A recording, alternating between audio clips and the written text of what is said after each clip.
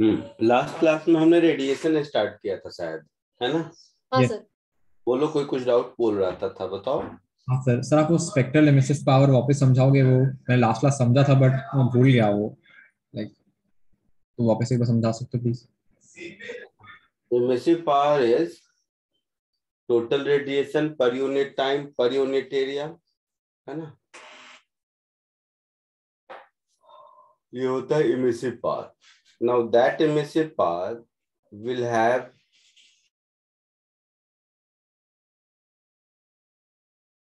from 0 to 100, 0 to infinite. So of one particular wavelength when we talk about, we will call it as spectral emissive power. Example जो मैंने दिया था कि suppose Rahul Dravid ने कुछ भी 5000 रन बनाए, तो उस 5000 तो वो टोटल रन है, दैट इज उसका टोटल रन। उसमें से सिंगल लेके कितना बनाया, डबल लेके कितना बनाया, 6 मार के कितना बनाया, 4 मार के कितना बनाया, ये सारे इंडिविजुअल नंबर होंगे स्पेक्ट्रल इमिसिव पावर। समझ आया? Yes sir, okay. So sir 1146 ये सब है ना? Total energy radiated per unit time per unit area per unit solid angle is emissive power. Now in that emissive power, it will consist of wavelength ranging from 0 to infinity theoretically. So when we talk about only energy, then it's emissive power. When we talk about energy of corresponding to that particular wavelength, then we call it a spectral emissive power. Yes sir, समझा।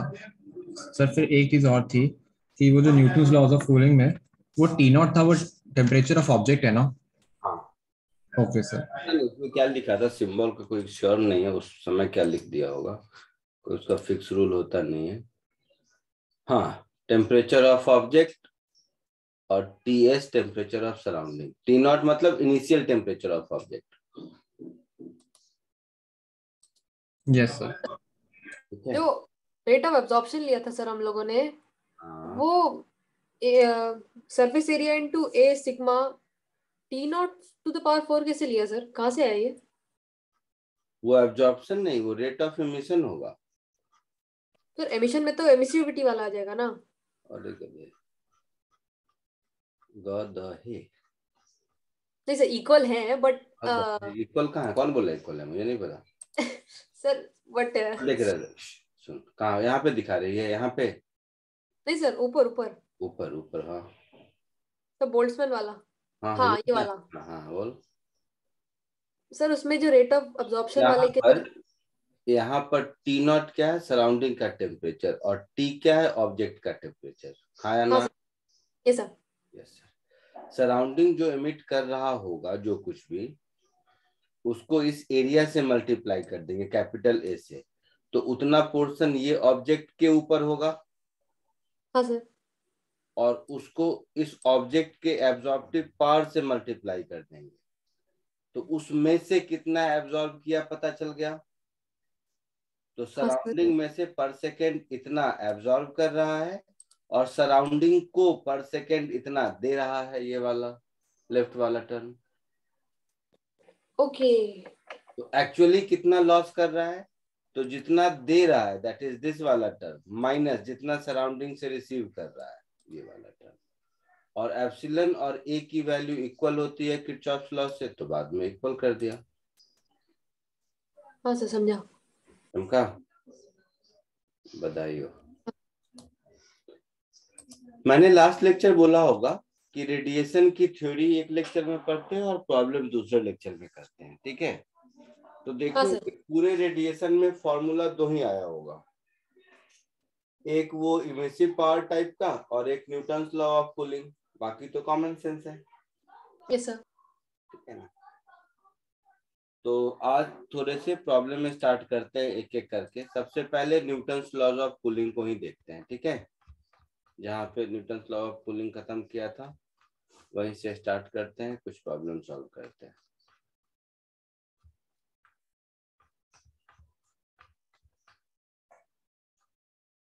और भी देखेंगे धीरे धीरे, पहले ये देखें। जैसे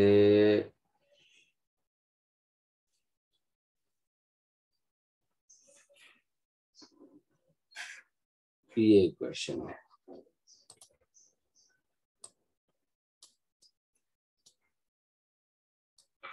दिख रहा है सबको?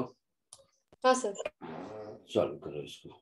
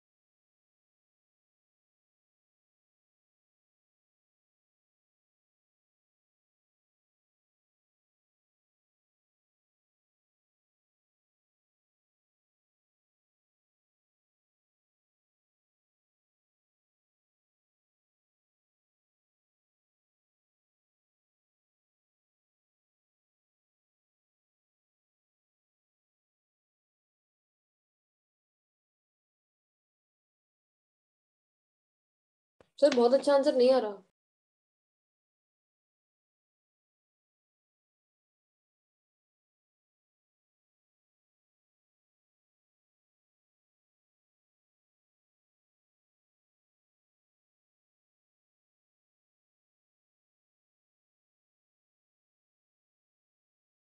क्या आ रहा है बोलो।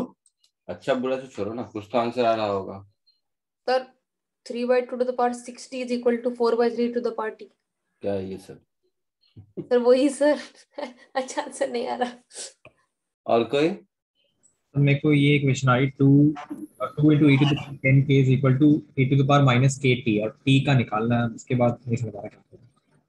यार तुम लोग बाकी सारे बैच वाले कितना बढ़िया सबने आंसर बना दिया था, बताया था। बस खुद सॉल्व करो, मैं नहीं बताऊंगा। लॉग वॉग लो कुछ। अच्छा सर लॉग टेबल यूज करनी है। हाँ लॉग वॉग लो, कुछ जो करना है कुछ तो करो। बट आंसर तुम लोग बताओ, मैं नहीं बोलने वाला। मैं तो दिया हूँ दूसरे पर्पस के लिए, बट पहले तुम लोग सॉल्व तो करो। Log e to the power कुछ कैलकुलेटर यूज कर लो, जो करना है करो, बट सॉल्व करो।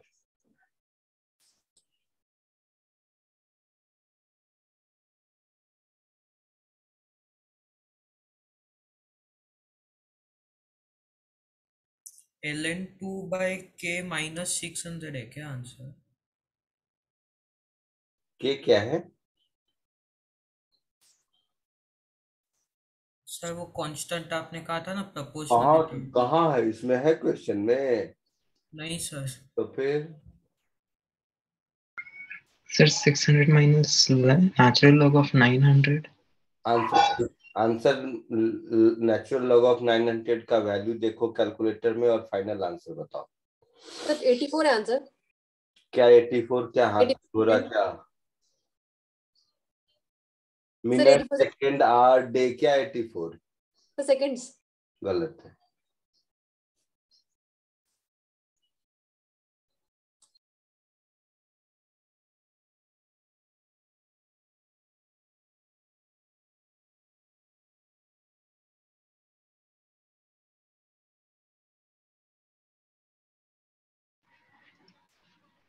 Sir, 593 seconds. कितना? 593 seconds. मिनट में कितना होगा? Sir, calculate करके बता। 10 मिनट से तो कम ही होगा ना मिनट में। 10 मिनट 600 हाँ में सर। तो गलत आंसर है, क्योंकि आंसर 10 से ज्यादा होगा ये तो पक्का है।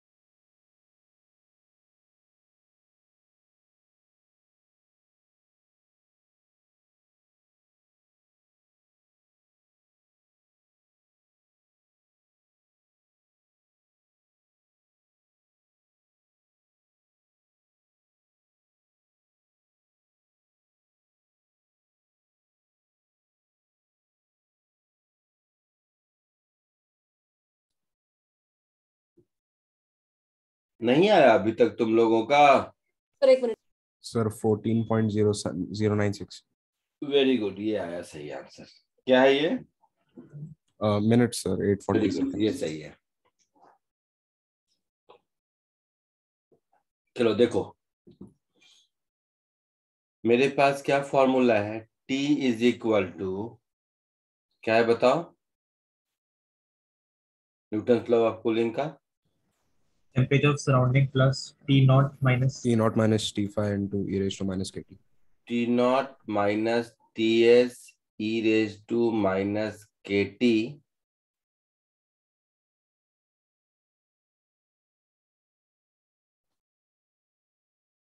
ऐसा। Temperature of surrounding plus this is equal to temperature of object. ये फॉर्मूला मिला था शायद। yes sir. ओके, सो 40 से 35 हो गया 10 मिनट्स में, और सराउंडिंग टेम्परेचर 20 है। ये सराउंडिंग टेम्परेचर है ना? बोलो। Yes sir. Yes sir. sir. तो अगर फॉर्मूला में ही वैल्यू पुट करना चाहते हो तो 40 इज इक्वल टू 20 प्लस 40 नहीं 35 is equal to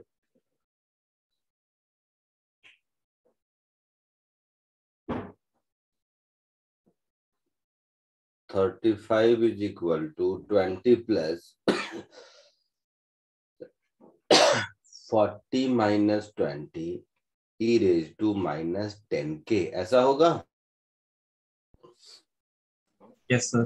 That is 15 is equal to 20 into e raised to minus 10k, ऐसा होगा?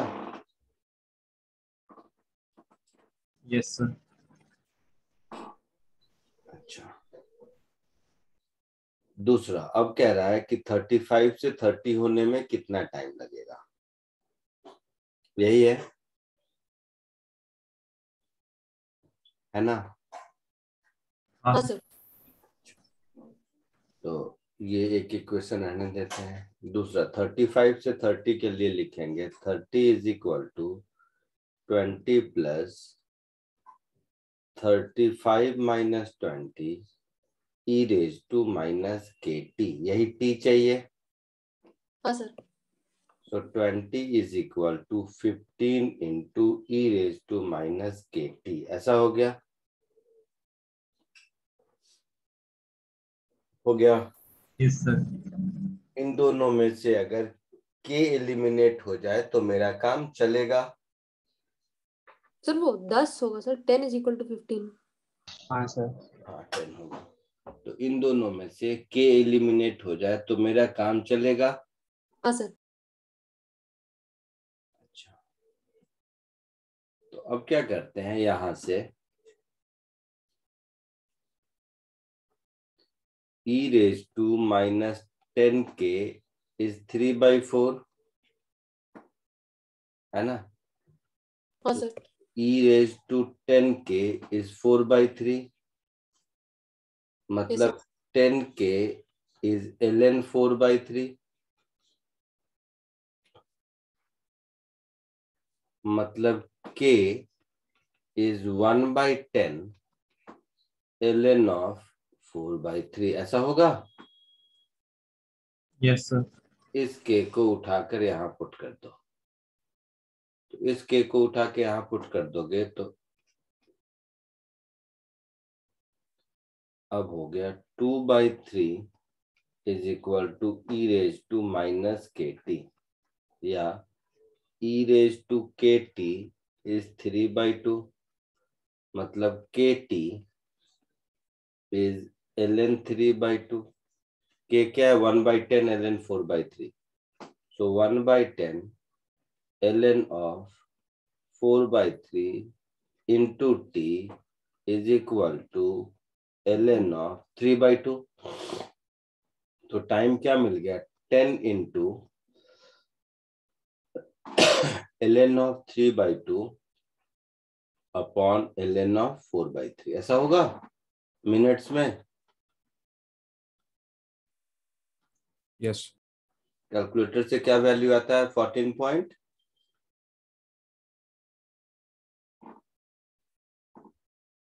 So 14.1. ओके, मैंने नहीं देखा, बोलो सही से। हाँ सर ये आता है तो 14.1 सेकेंड, ये हमारा आंसर हो गया। Sir, minutes. Minute. Sorry minutes. ये कॉपी कर लो। फिर एक शॉर्टकट तरीका बताता हूँ जिससे ये लॉग वॉग की जरूरत नहीं होगी, बहुत छोटा भी हो जाएगा। पहले इसको कॉपी कर लो, ये जानना चाहिए। जो दूसरा मेथड है वो टाइम बचाने वाला मेथड तो जरूर है, बट उसकी एक्यूरेसी थोड़ी कम होती है।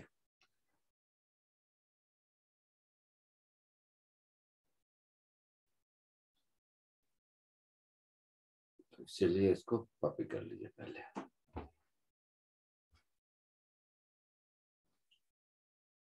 सर हो गया।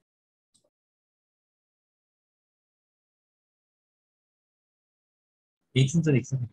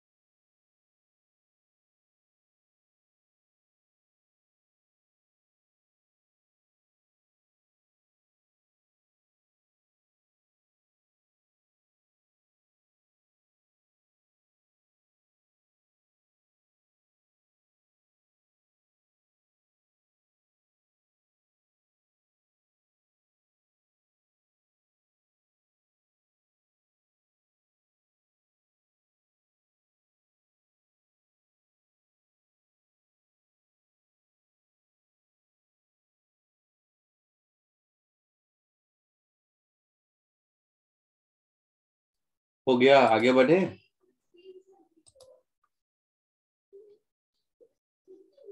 हाँ सर। चलो एक अल्टरनेटिव मेथड देखो।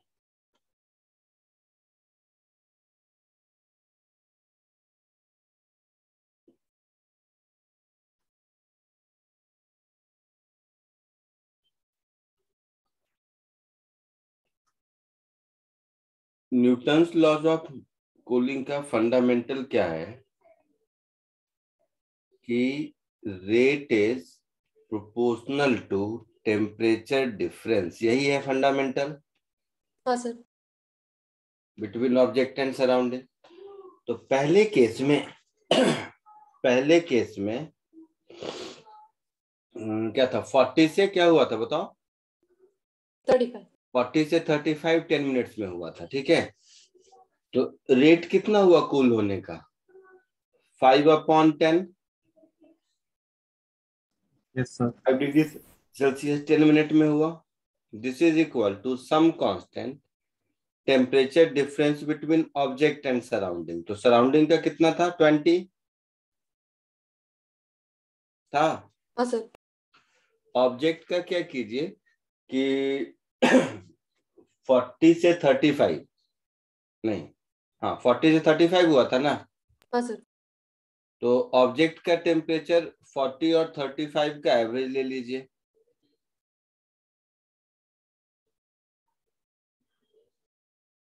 ऐसा कुछ। तो यहां से मिल गया 5/10 इज इक्वल टू कॉन्स्टेंट के, और ये कितना हो गया?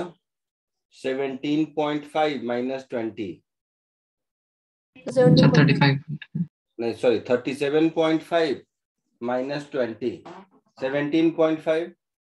हाँ सर।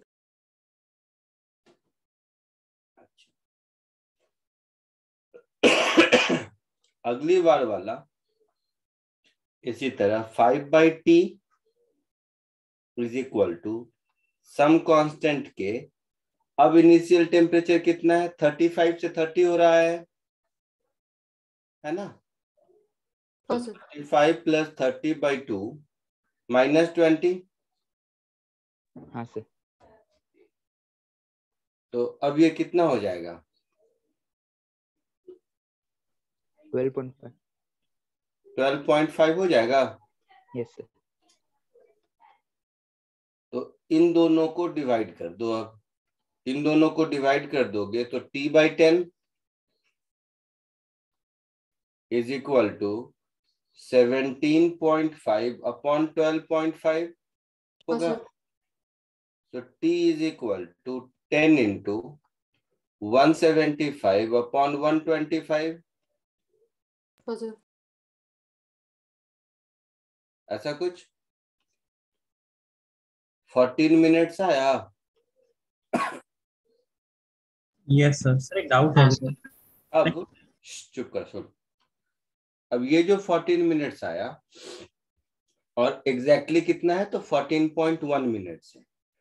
तो इस मेथड से क्या है कि आपको एग्जैक्ट आंसर मिलेगा इसकी गारंटी नहीं है, लेकिन अगर ऑप्शंस हैं तो ऑप्शंस आर क्वाइट अपार्ट रहेंगे, तो आप आराम से इसे गेज कर सकते हो।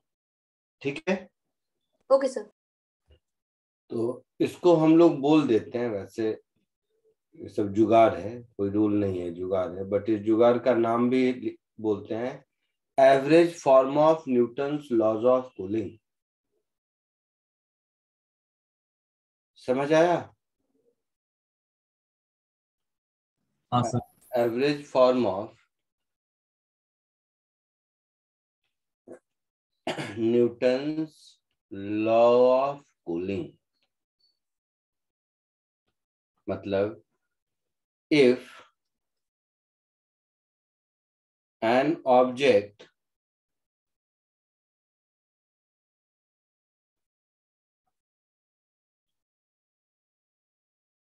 cools down from T0 to Tf in a surrounding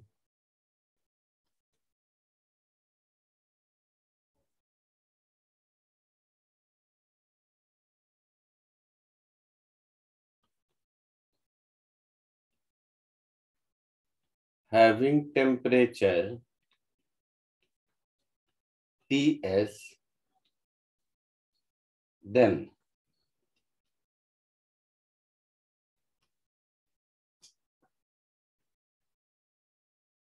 rate of cooling को क्या बोलेंगे? तो इनिशियल टेम्परेचर टी नॉट में टी आई कर देता है।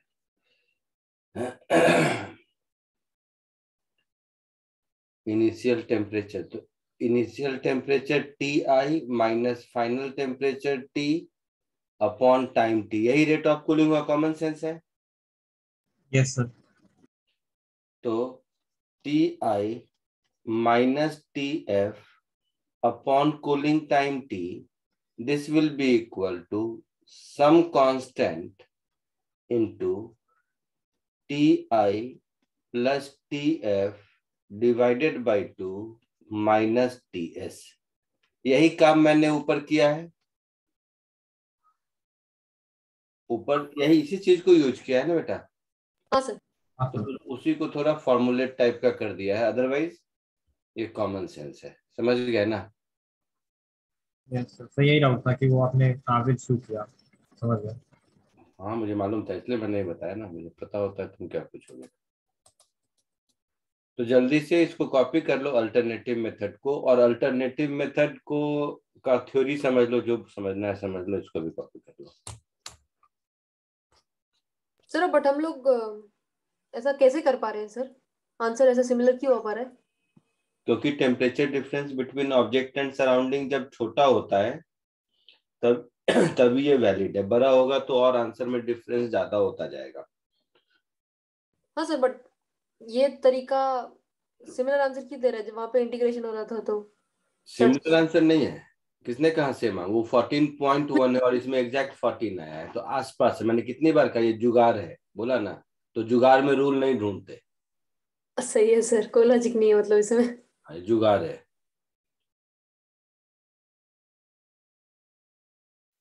जुगाड़ नहीं डाइजेस्ट हो रहा है तो है ही, वो मेथड तो एक्चुअल है ही, बट टाइम कंज्यूमिंग है।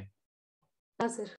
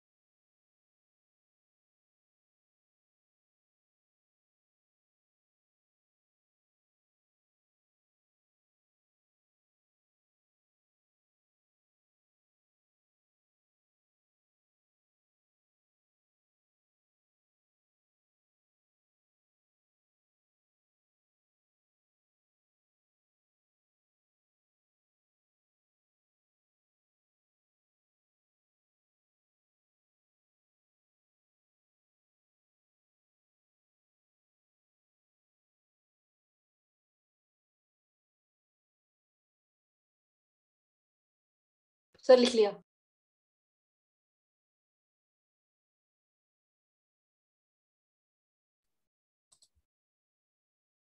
आगे बढ़े। हाँ सर। सर वो लास्ट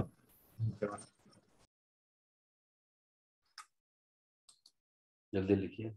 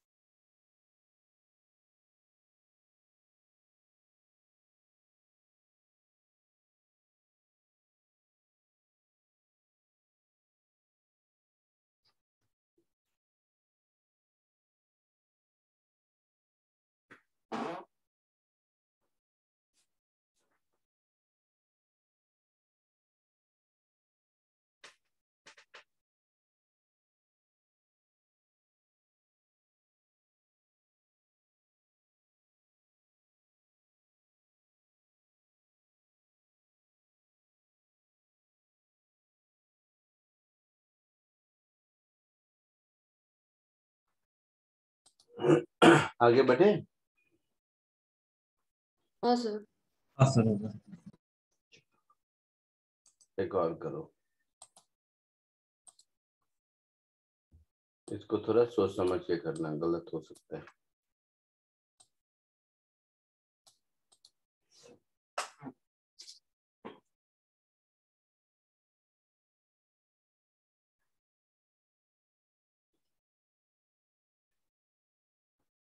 सर ये एंगल सबटेंड करने का मतलब क्या है? क्या करने का? सर यहाँ पे एंगल सबटेंड कैसे करेगा सन अर्थ पे? मुझे नहीं पता।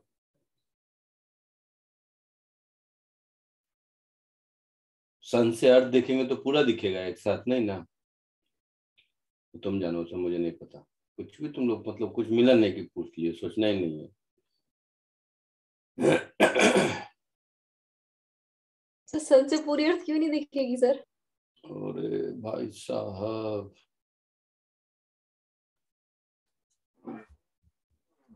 हम्म।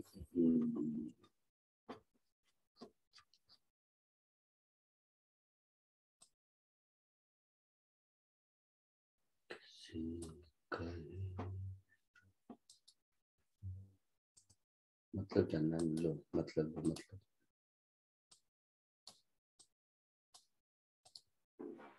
ये है कि ये जो पूरा एंगल है ना, ये कितना है, 0.53। समझ गया हाँ सर। कि सन का डायमीटर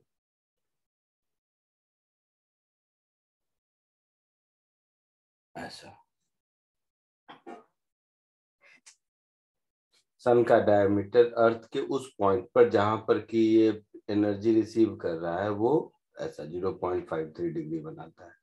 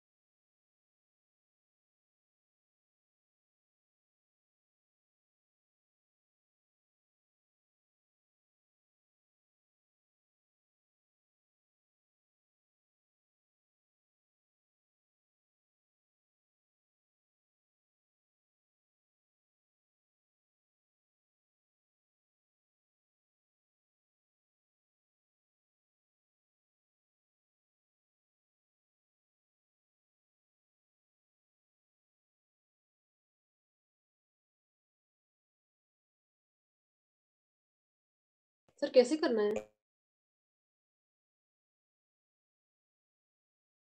वाह यार वाह, मजा दे दिया तुम लोगों ने। देखो इधर, the earth receives a solar radiation at the rate of 8.2 joule per centimeter square per minute. Assume that sun radiates like a black body. तो sun black body में है, तो sun का टेम्परेचर मान लो T है, ठीक है, और हाँ, सन है ब्लैक बॉडी। तो सन का इमिसिव पावर कितना होगा? सिग्मा, बोलो। T to the power 4। सन का टेम्परेचर टू द पावर 4 इतना होगा। हाँ सर। तो इससे इतना जूल पर सेकेंड एनर्जी रेडिएट हो रहा है। यहां तक कोई डाउट? नहीं सर। उसमें से अर्थ और सन के बीच का डिस्टेंस अगर मैं मान लो x मान लेता हूं, ठीक है, तो अर्थ को जो एनर्जी रिसीव होगी, ध्यान से समझना, एनर्जी रिसीव्ड पर सेकेंड बाय द अर्थ, वो कितना होगा? तो सन जो एमिट कर रहा है, समझ रहे हो, डिवाइडेड बाय 4πx²। ये बात समझ में आया? पर second per unit area. Sir वो वाला ये 4πx² क्यों होगा वो नहीं समझा वो। कोई बात नहीं, ये बल्ब है मान लो, इस बल्ब से चारों ओर रोशनी आ रही, निकल रही है, ठीक है, तो मान लो 60 वॉट का बल्ब है, तो 60 जूल पर सेकेंड एनर्जी निकल रहा होगा। हाँ सर। तो ये 60 जूल पर सेकेंड एनर्जी अगर हम यहाँ पर देखें, इससे r डिस्टेंस दूर, तो ये 16 जूल पर सेकेंड 4πr² एरिया में डिस्ट्रीब्यूटेड है। हाँ सर।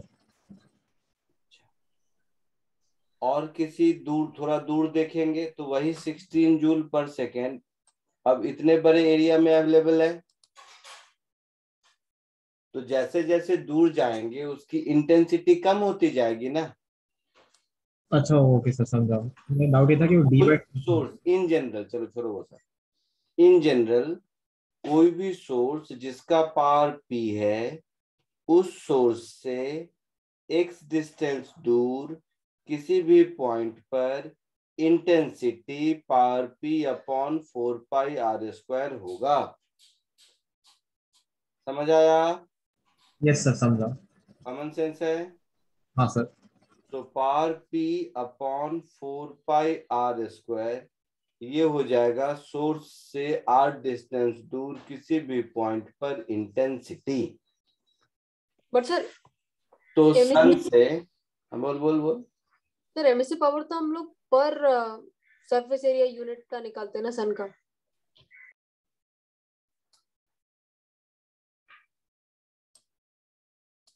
सर ने बोला तो सही अभी कि वो जितना दूर जाएगा वो। नहीं नहीं, ये सही बोल रही है, चलो मान लेते हैं, इसकी बात भी मान लेते हैं ना। तो ये सन से एनर्जी रेडिएटेड पर सेकेंड में सन का एरिया मल्टीप्लाई कर दो, pi into capital R, I mean 4π capital R²। ये सन का सरफेस एरिया है। हाँ सर। हाँ सही बोला तुमने, कोई फर्क नहीं पड़ता वैसे हमें, बट 4πr² मल्टीप्लाई कर देंगे, ये होगा। हाँ सर। अब ठीक? ये सर।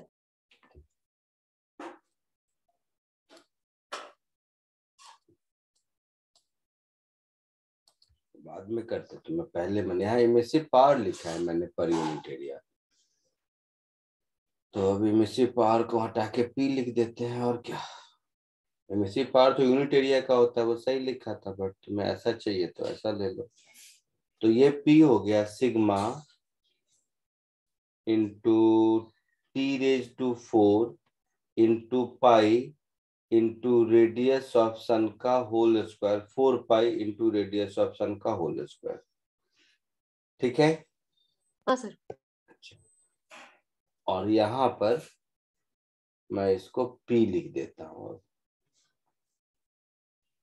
ये चलेगा? Yes sir.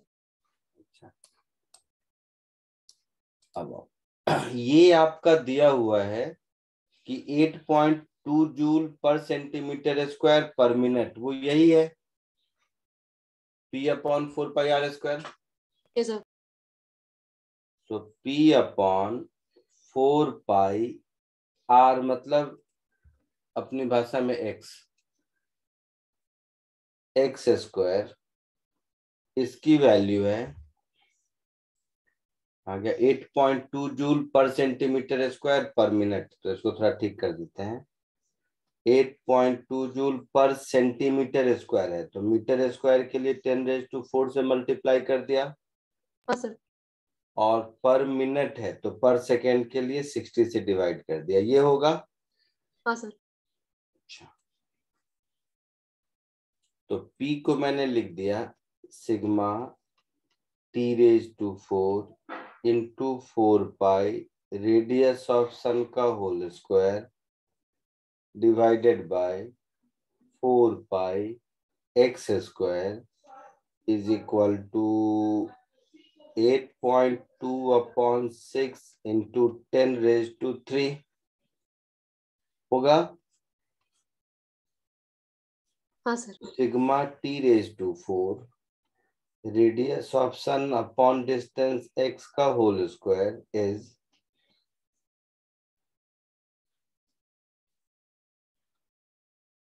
कितना होगा? सर अच्छा वैल्यू नहीं है।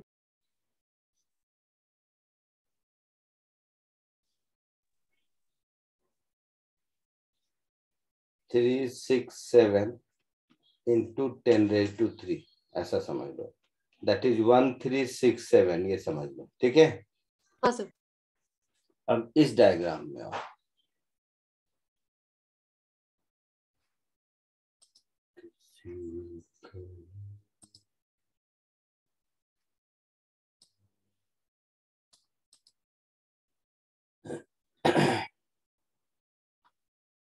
इस डायग्राम में ये x है, ये r है, और ये 0.53/2 है डिग्री में, हाँ सर। है ना? हाँ sir. So tan of 0.53/2 is equal to r radius of sun upon x होगा। हाँ सर। हाँ सर। और थीटा जब छोटा होता है तो tan थीटा की वैल्यू थीटा के बराबर होती है, लेकिन रेडियन में। हाँ सर। तो इसको मैं लिख देता हूँ 0.53/2, और ये डिग्री में है तो डिग्री को रेडियन में कन्वर्ट करने के लिए कितने से मल्टीप्लाई करते हैं? 180/. π/180 हाँ सर। हाँ sir. is equal to radius of sun upon x, है ना? तो ये हाँ, सर। वैल्यू यहां से उठा के यहाँ पुट कर दीजिए। So sigma T⁴ 0.53 pi upon 360 का होल स्क्वायर इज 1367 हुआ ऐसा। हाँ सर। सिग्मा का value 5.67 10⁻⁻8। So 5.67 into 10⁻⁻8 into T⁴ 0.53 pi upon 360 का होल स्क्वायर इज 1367, यही मतलब हुआ। So Yes, sir. 10 raised to 4 is 1367 into 10 raised to 8 into 360 upon 0.53 पाई का होल स्क्वायर। इतना कुछ कहानी हुआ। हाँ हाँ, सर। sir. हाँ, एक 5.667 से डिवाइड भी तो होगा। ये 5.67 ऐसा कुछ। हाँ सर। तो स्टेप बाय स्टेप पहले आप लोग यहाँ तक लिखो और उसके बाद ये वैल्यू बताओ।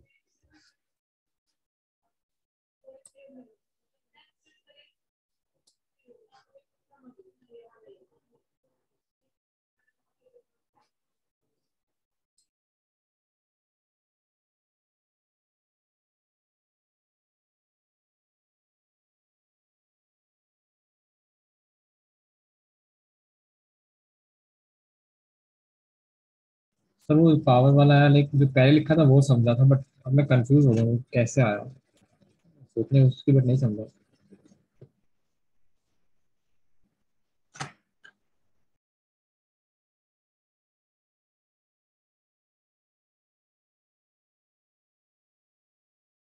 क्या नहीं समझा बताओ।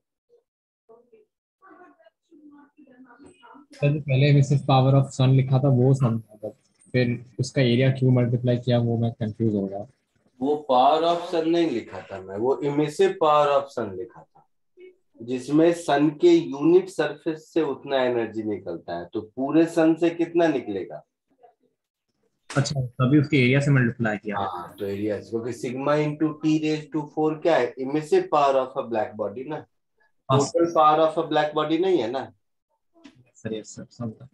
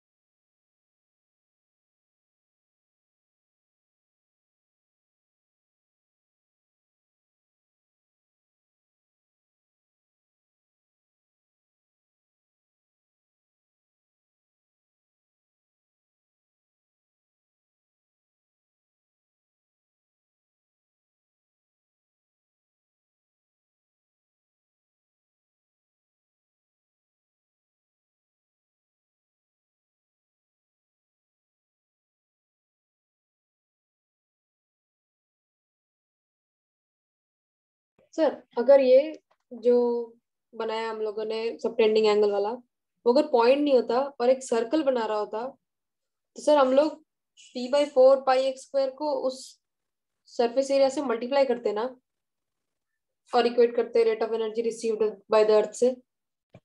रेट ऑफ एनर्जी रिसीव्ड पर मीटर स्क्वायर पर सेंटीमीटर स्क्वायर है ना, तो वहां पर जो एरिया है वो 1 सेंटीमीटर स्क्वायर का है, मतलब पॉइंट एरिया है। हाँ ये सर।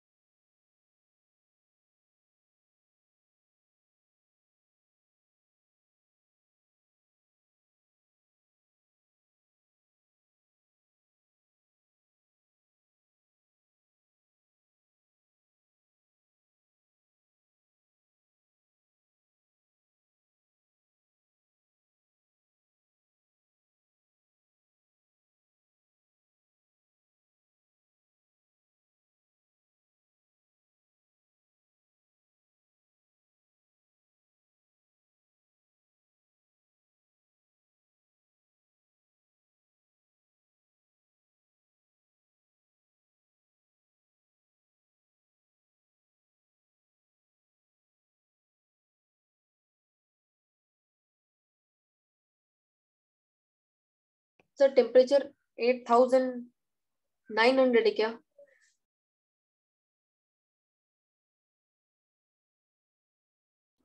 इतना बड़ा वैल्यू तो नहीं होना चाहिए, 5-6 हजार होना चाहिए शायद, पता नहीं। समझे 4320 है। अच्छा,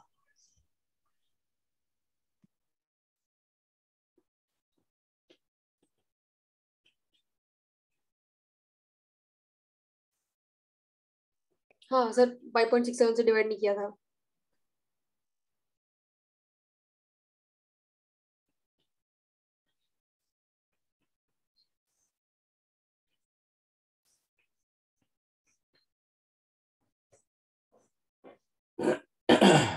सर 5800 आ रहा है। हाँ 5800 करेक्ट है, 5800 करेक्ट आंसर है अगर आया तो। हाँ सर आया। पक्का आ रहा है सबको कि नहीं?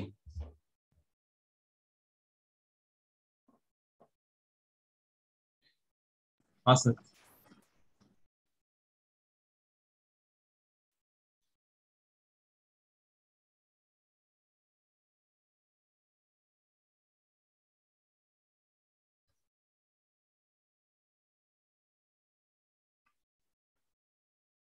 आगे बढ़े।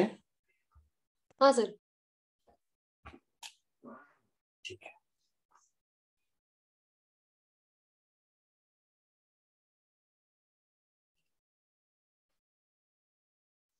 तो फाइनली यहां से टेम्परेचर मिला 5800 केल्विन।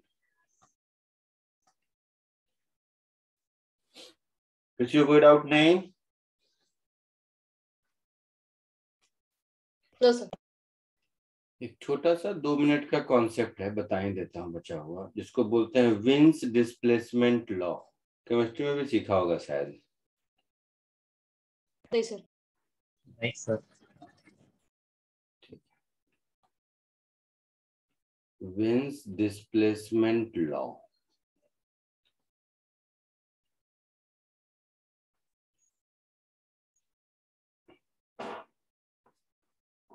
तो देखो, ये तो मैंने आपको शुरू में ही बताया था कि lower the temperature higher the wavelength of radiation, ये बताया था ना। तो मुझे याद नहीं है सब कुछ। सर वापस बोलना क्या कह रहे हो? हाँ सर।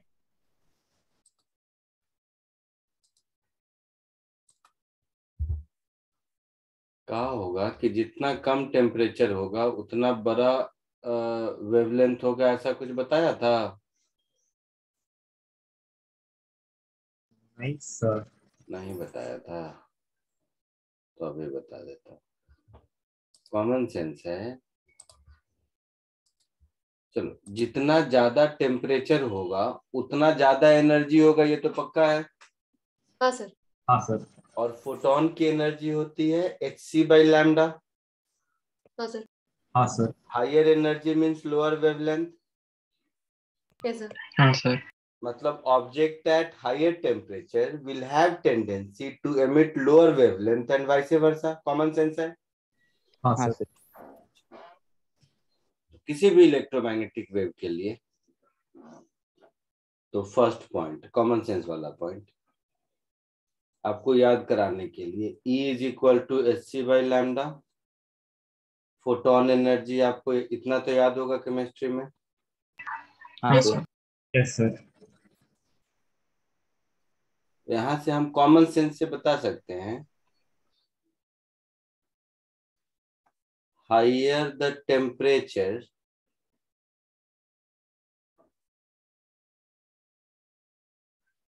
lower will be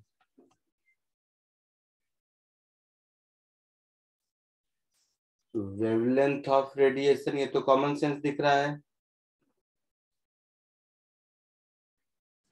हाँ सर। बट रेडिएशन में मैंने ही कहा है कि 0 से लैम्डा, 0 से इंफिनिटी तक सारे वेवलेंथ होते हैं। तो हाँ ये बात कहने का मतलब ये है कि ऑब्जेक्ट एट हायर टेम्परेचर, से बहुत टेम्परेचर पर देखो लाल के जैसा दिखता है ना, बट केवल लाल तो नहीं रहता है, पीला वीला सब दिखता है ना, किसी हाँ भी सर। एरर को देखो। तो object at higher temperature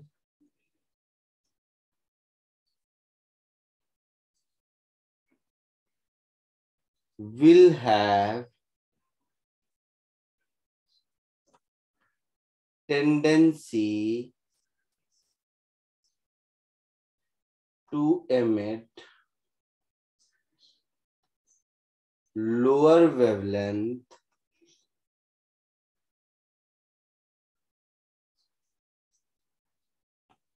predominantly।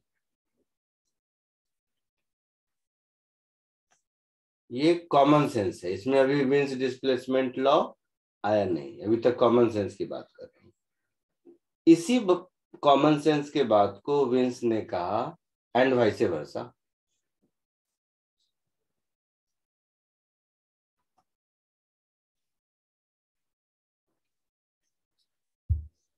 तो इसी को विंस ने कहा कि जैसे जैसे हम टेम्परेचर कम करते जाएंगे,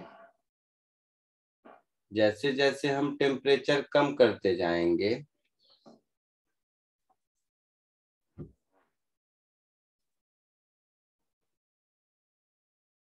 जैसे जैसे हम टेम्परेचर कम करते जाएंगे, वैसे वैसे wavelength corresponding to maximum radiation increase करता जाएगा। जैसे ये वाला ऑब्जेक्ट T1 पर है, ये वाला ऑब्जेक्ट T2 पर है, ये वाला ऑब्जेक्ट T3 पर है।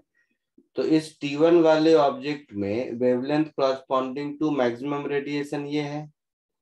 हाँ सर। T2 वाले में wavelength corresponding to maximum radiation ये है, और T3 वाले में wavelength corresponding to maximum radiation ये है। मीन्स यहाँ पर ऑब्जर्वेशन देखोगे तो T1 greater than T2 greater than T3, कहां से? इस पीक से, यस सर। है ना। तो T1 greater than T2 greater than T3 peak से और एरिया अंडर कर्व से भी। और अगर ऐसा है तो wavelength corresponding to maximum radiation का ऑर्डर इसका उल्टा होगा। हाँ सर। ये मैक्सिमम रेडिएशन का है, टोटल रेडिएशन तो 0 से इन्फिनिटी तक सब होगा, बट कौन सा वेवलेंथ डोमिनेटिंग होगा, समझ रहे हो? सर कोई ऑब्जेक्ट वेव कैसे एमिट करता है? कैसे मतलब? सर कैसे करता है, what's the process? Electromagnetic wave. हाँ सर। हाँ,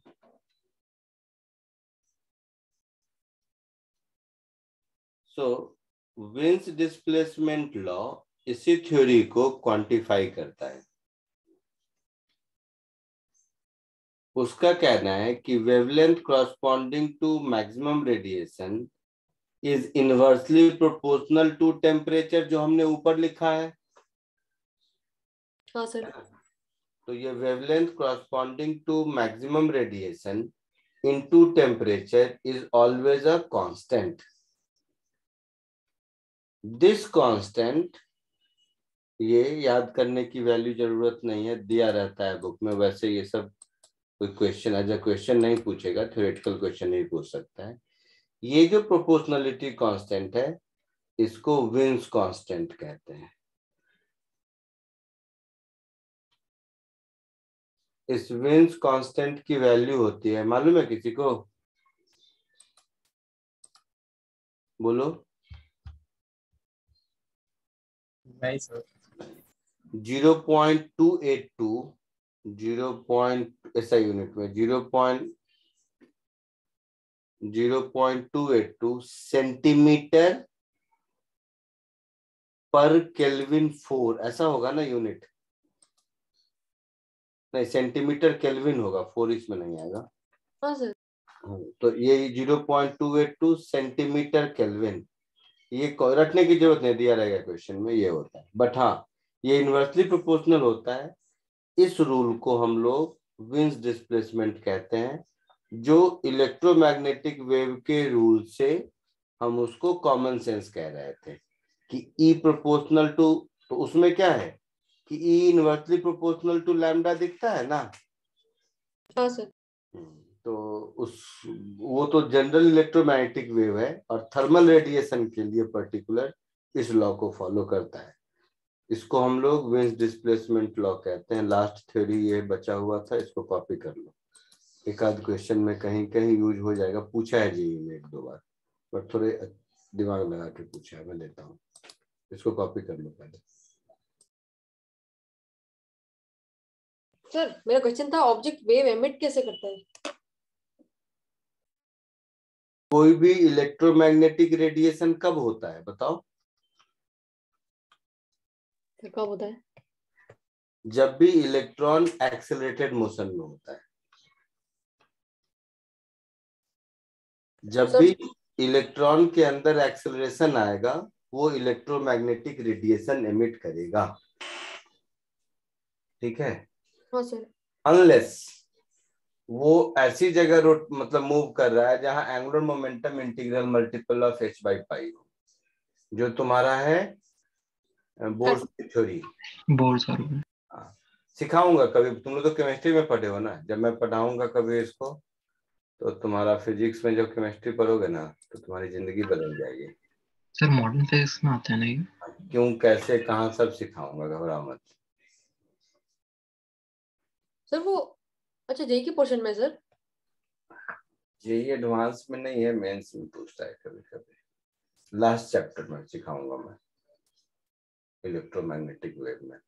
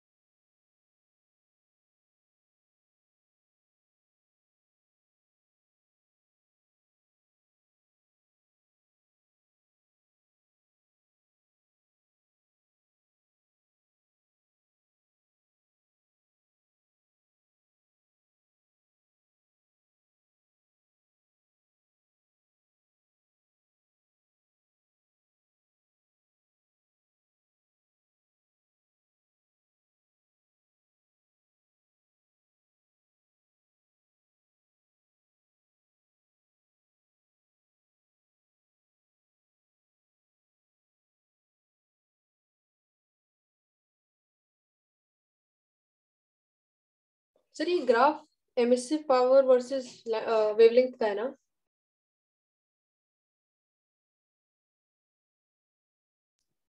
ये spectral emissive power versus wavelength का है। वाई एक्सिस पर ई नहीं, ई लैम्डा है।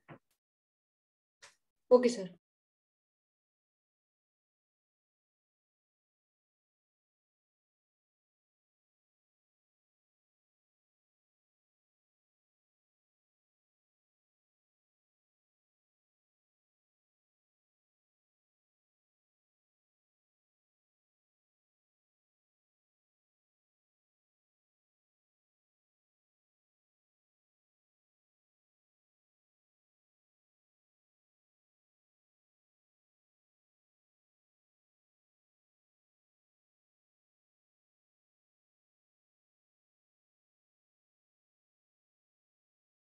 सर हो गया।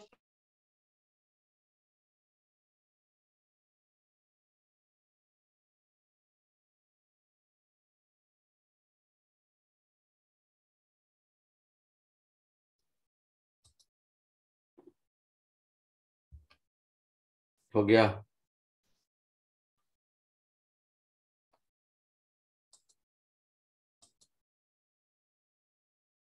हो गया? हाँ सर। Yes, sir. चलो, अब कुछ छोटे छोटे क्वेश्चन देता हूँ फटाफट, ऑब्जेक्टिव टाइप, मतलब 1-1 मिनट का क्वेश्चन है, कहीं कोई कैलकुलेशन नहीं होगा और सारे कॉन्सेप्ट क्लियर हो जाएंगे टाइप्स।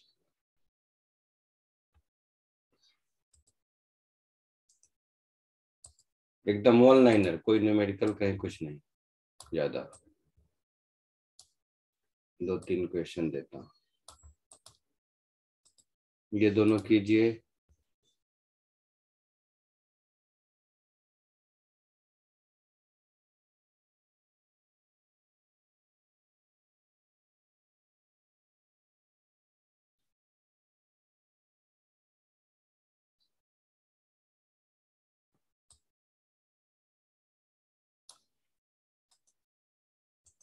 ये दोनों भी करो।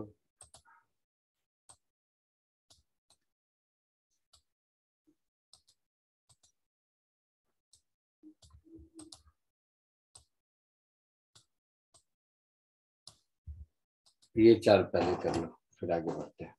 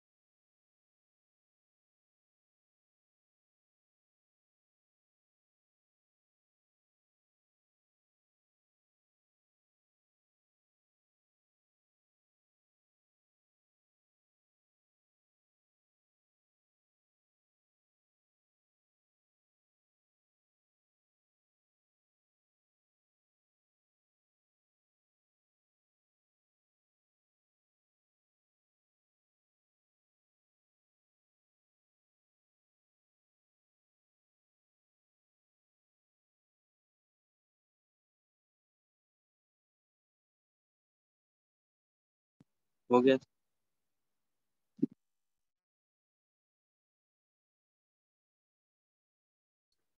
हो गया?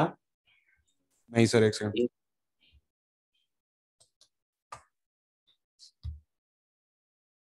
फर्स्ट वाले का बताओ क्या आंसर आया?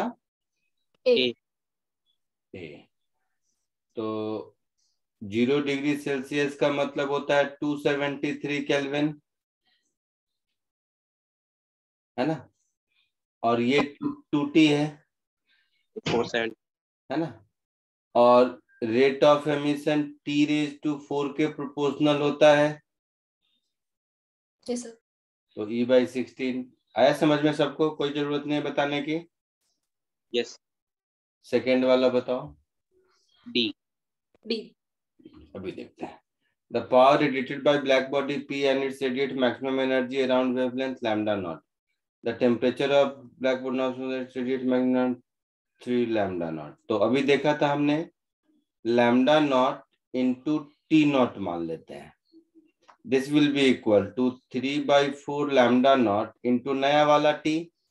हाँ सर। तो नया वाला T is 4/3 times पुराना वाला T। Yes sir.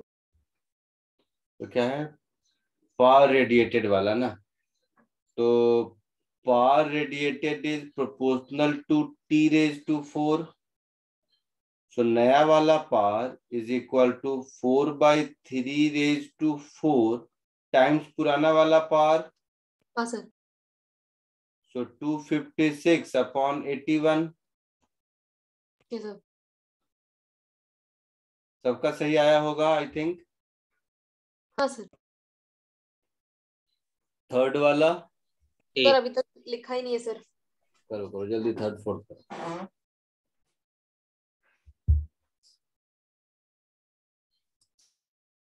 सर ए होगा।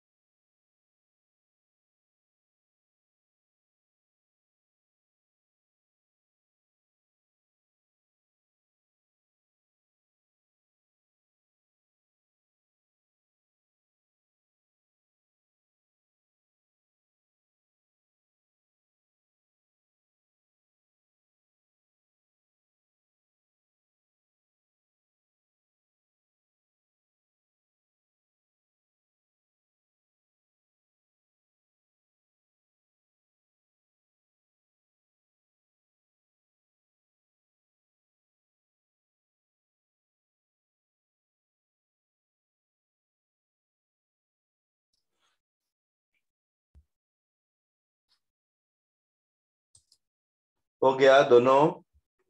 सर यस सर लिखने को टाइम लगता है सर। तीसरा हो गया। इसमें तो Wien's constant lambda into T constant वाला कहानी है। हाँ सर। सो 420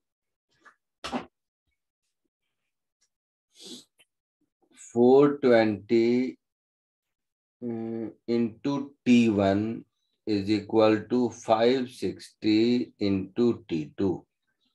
तो T1/T2 क्या होगा, 560/420। ऑप्शन है। ये हाँ ये आई बात समझ में। हाँ सर। सिंपल है। Yes sir. फोर्थ बी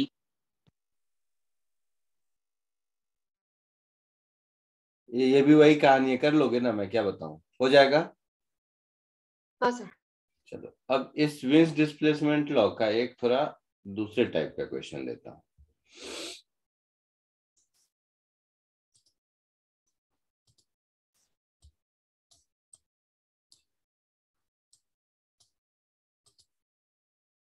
ये बताओ,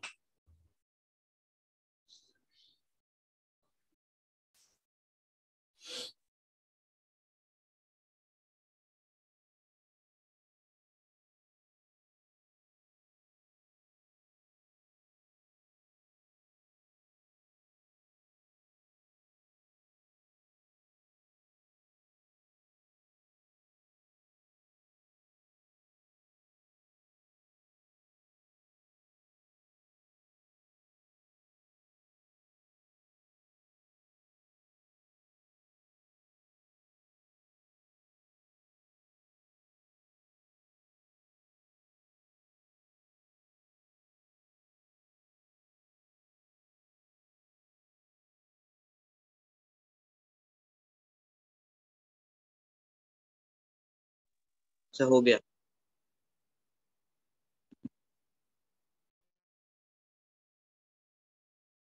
सर मुझसे फोर्थ वाला नहीं हो रहा। क्या है फोर्थ वाले में? The intensity of radiation emitted by sun at its maximum value is 510. तो 510 into temperature of sun is equal to 350 into But sir, temperature of north star. Sir वो मैक्सिमम वेवलेंथ थोड़ी ना दिया है सर। मैक्सिमम वेवलेंथ है क्या गधे? ये मैक्सिमम वेवलेंथ नहीं है, wavelength corresponding to maximum radiation है। रेडिएशन का मैक्सिमम पार्ट ये वेवलेंथ है, इसका ये मतलब हुआ। मैक्सिमम वेवलेंथ तो हमेशा इनफाइनाइट होगा। हाँ हाँ सर। है ना? Yes sir.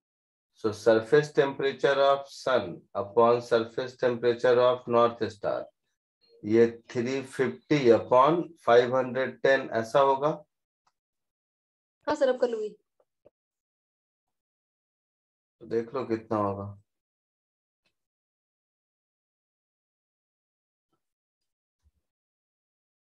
फिफ्थ बताइए। सर सी। देखते हैं।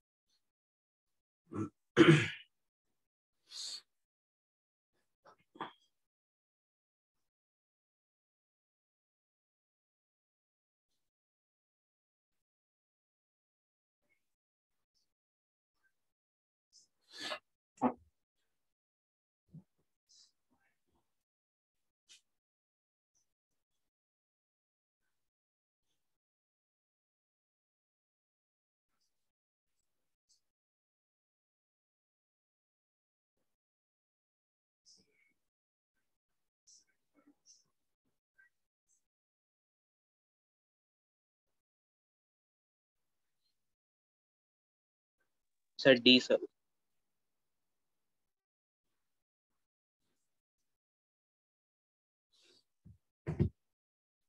डी। चलो देखते हैं। सबने अटेम्प्ट तो कर लिया ना? नहीं सर। Yes sir. देखो तो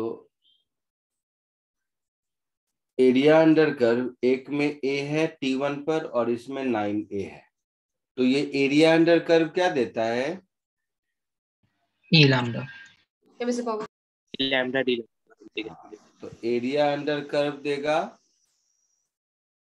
टोटल Emission- इमिसिव पावर। हाँ sir. Very good. So emissive power of 1 upon emissive power of 2, ये मेरा हो जाएगा A upon 9A, yes sir. That is 1/9। ऐसा होगा। Yes sir. और इमिसिव पावर क्या होता है? T⁴ के प्रोपोर्शनल होता है। Yes sir. अच्छा, सो T1 to the power 4 upon T2 to the power 4 is 1/9. हाँ सर। मतलब T1 अपॉन T2 का रेशियो हो गया 1/√3 हो गया। Yes sir. हमसे λ1 अपॉन λ2 का रेशियो पूछा है। Lambda is proportional to 1/t। So λ1 upon λ2 ये क्या हो जाएगा T2 upon T1 that is √3। आया समझ में? Yes sir. Yes sir. हाँ सर समझ। सर हो गया। हो गया, बताइए आगे बढ़े। एक सेकंड सर, एक सेकंड।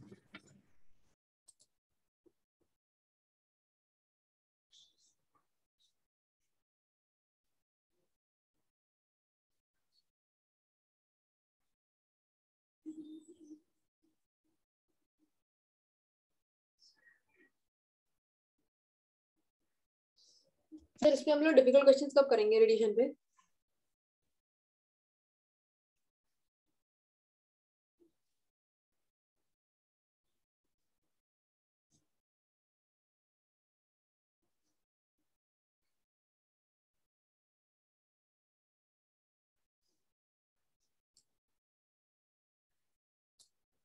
आगे बढ़े।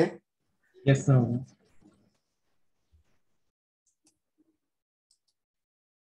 एक इसको करो 6th।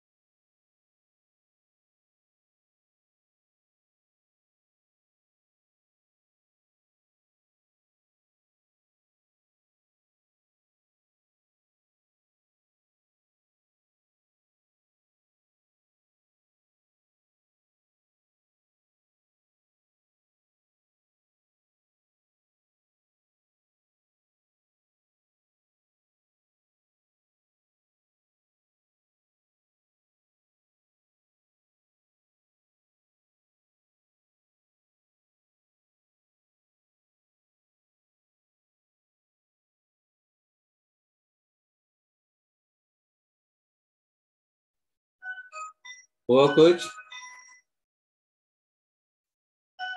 सर अभी लिख के खत्म हुआ है। हाँ सर, एक सेकंड।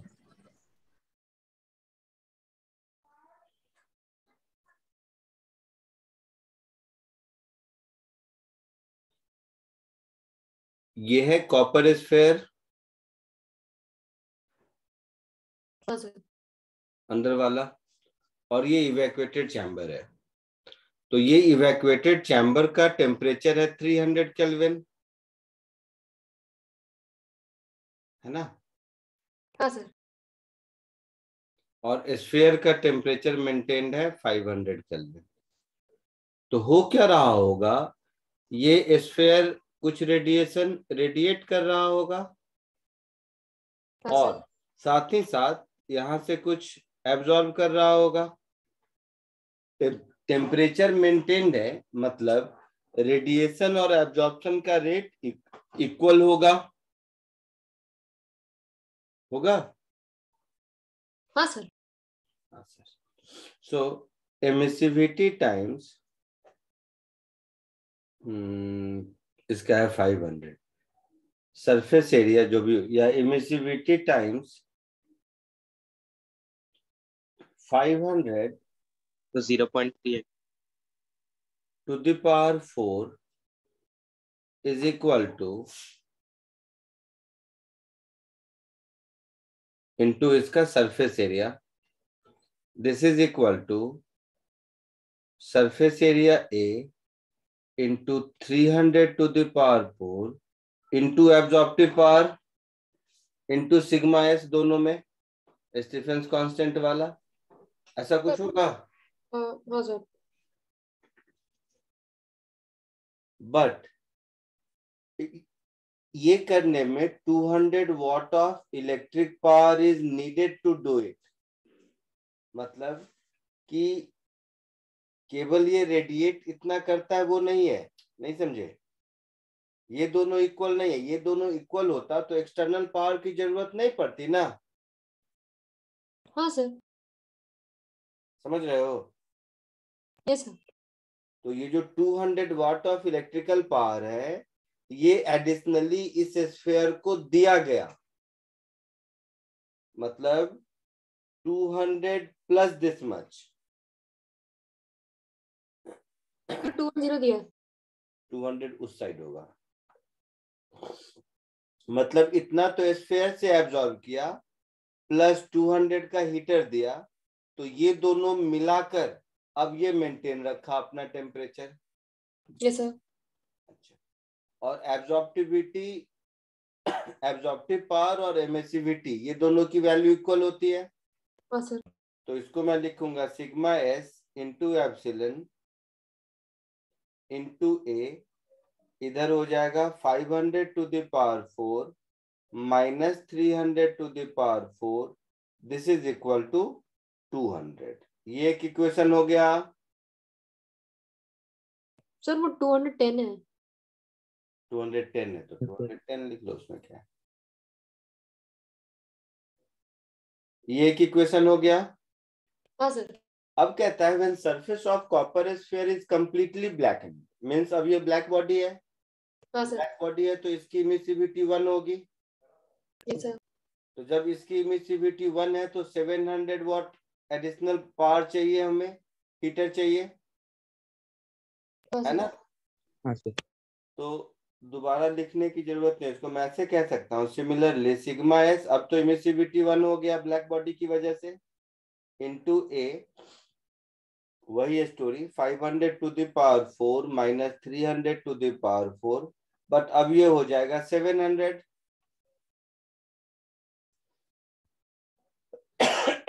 आया समझ में? हाँ सर। दोनों को डिवाइड कर दो, दोनों को डिवाइड कर दोगे तो E is equal to 210 upon 700, 7 3 जा 21, सो E इज 0.3 आंसर। चमका कुछ? Yes sir. हाँ सर। ठीक है, चलो इसको कॉपी कर लो। आज के लिए इतना ही।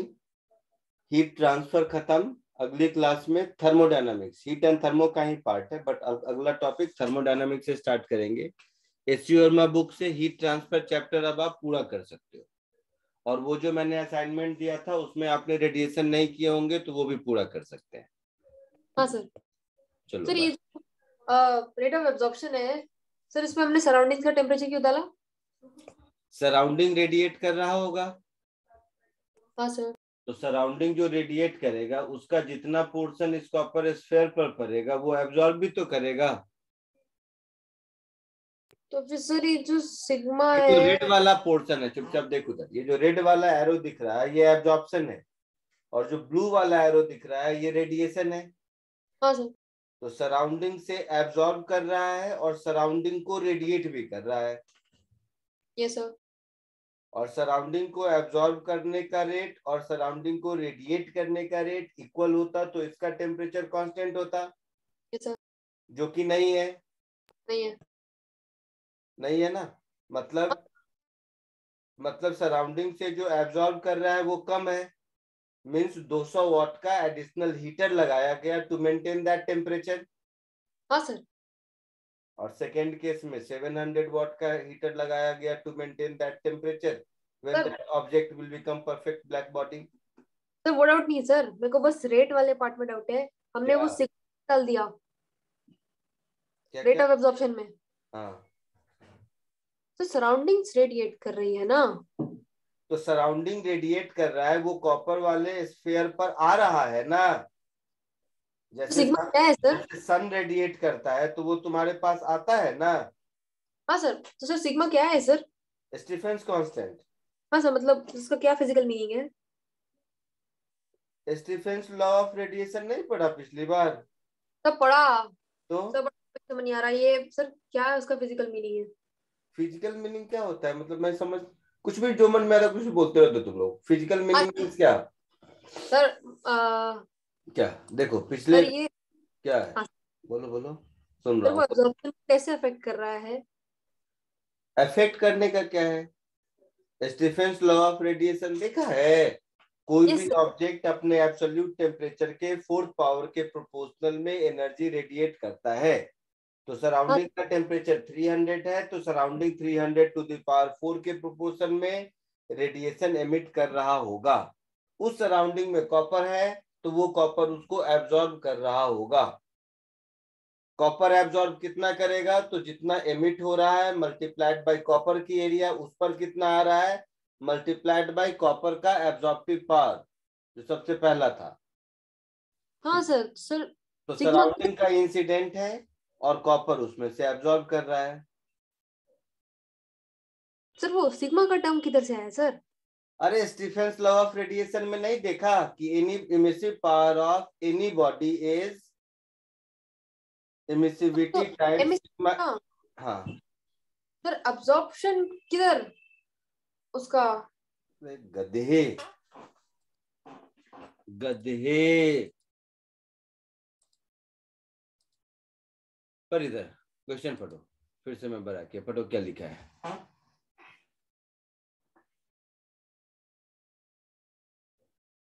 तो लाइक मैं इसकी बातों से कंफ्यूज हो गया। जैसे लाइक यहाँ स्टीफेंस बोल्ट्जमैन लॉ लग रहा है ना। 2 मिनट, नहीं नहीं, तुम लोग सब बेवकूफ टाइप बात कर रहे हो। कोई बोल्ट्जमैन लॉ नहीं लग रहा है, कॉमन सेंस है। सराउंडिंग है जिसको कि इवैक्यूएटेड चैम्बर कहते हैं, लिखा है यहाँ पर। हाँ हाँ या सर। ना? है बोलो हाँ या ना। हाँ सर। उस इवैक्यूएटेड चैम्बर का टेम्परेचर 300 केल्विन है। ये सर। हाँ या ना? है। मतलब उस इवैक्यूएटेड चैम्बर के अंदर थर्मल रेडिएशन होगा। हाँ या ना? हाँ सर। होगा। वो थर्मल रेडिएशन कितना होगा? Sir proportional to T⁴ of the chamber. हाँ, सिग्मा एस। कोई भी रेडिएशन होगा तो सिग्मा एस आएगा, multiplied with 300 to the power 4। हाँ या ना? नहीं सर। क्यों नहीं? सर हम लोग सराउंडिंग्स की बात कर रहे हैं, उसका सिग्मा क्यों नहीं ले रहे हम?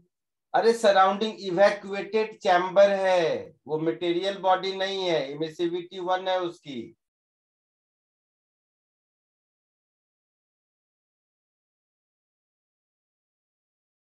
सर क्या? इवैक्यूएटेड मतलब उसमें एयर नहीं है। हाँ या ना? हाँ सर। अच्छा, तो जब उसमें एयर नहीं है, मटेरियल बॉडी है, तो उसमें उस मटेरियल के से रिलेटेड कोई कांस्टेंट नहीं होगा। तो that evacuated chamber is a perfect black body. Okay sir. ठीक है? हाँ सर। अच्छा, तो उससे रेडिएट कितना हुआ, इवैक्यूएटेड चैम्बर के अंदर जो रेडिएशन है वो है सिग्मा एस इंटू 300⁴। यस और नो? समझ गया सर, मुझे समझ गया। उसमें से एनर्जी उस कॉपर वाले स्फेयर पर कितना आ रहा है, तो मल्टीप्लाइड विथ कॉपर वाले स्फेयर का एरिया। अब मुझे लगा कॉपर वाला स्फेयर एब्जॉर्ब कितना कर रहा है, तो कॉपर वाले स्फेयर का एब्जॉर्प्टिव पावर। हाँ सर, चमका? अब मुझे लगा सिग्मा चेंज करता है मटेरियल के साथ। मार दूंगा ना, गला ही दबा दूंगा। हाँ सर, समझ गया सर, थैंक यू सर। या बाय।